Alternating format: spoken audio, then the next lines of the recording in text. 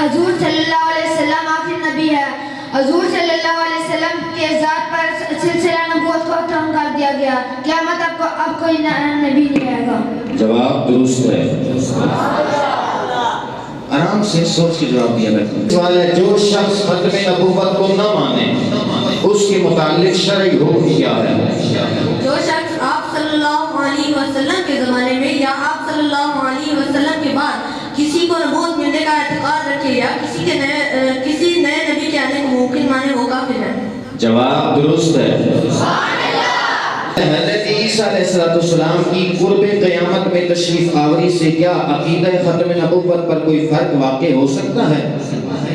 جی نہیں، حضرت عیسیٰ علیہ السلام کی تشریف آوری سے عقیدہ ختم نبوت پر کوئی فرق واقع نہیں ہو سکتا، کیونکہ اب حضرت عیسیٰ علیہ السلام کی تشریف آوری بطور نبی نہیں بلکہ بطور امتی ہوگی۔ جواب درست ہے۔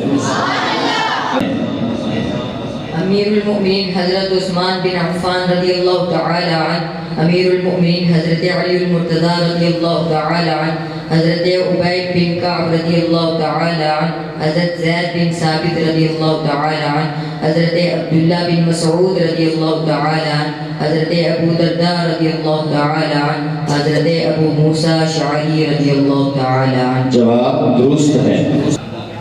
نبیوں اور رسولوں کی تعداد کے متعلق ہمارا کیا عقیدہ ہے؟ نبیوں اور رسولوں کی تعداد معین کرنا جائز نہیں، کیونکہ اس کے بارے میں مختلف روایتیں ہیں، اس لیے ہمارا یہ اعتقاد ہونا چاہیے کہ اللہ کے ہر نبی پر ہمارا ایمان ہے۔ سبحان۔ نفاق کی تعریف بیان فرمائیں۔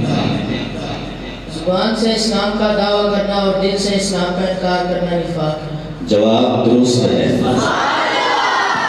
نبی کسے کہتے ہیں؟ جس انسان کو اللہ نے مخلوق کی ہدایت کے لیے بھیجا اسے نبی کہتے ہیں، اور سب نبی مرد تھے، نہ کوئی جن نبی ہوا اور نہ کوئی عورت۔ جواب درست ہے۔ کہ حضرت نوح علیہ السلام کا نام قرآن مجید میں کتنی بار آیا؟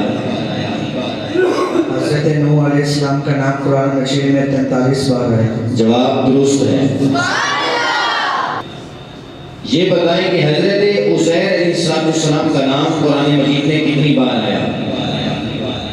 حضرت عزیر علیہ السلام کا نام قرآن مجید میں 1 بار آیا۔ جواب درست ہے۔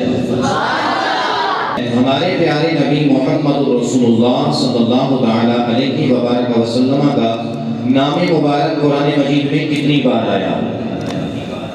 ہمارے پیارے نبی جناب محمد رسول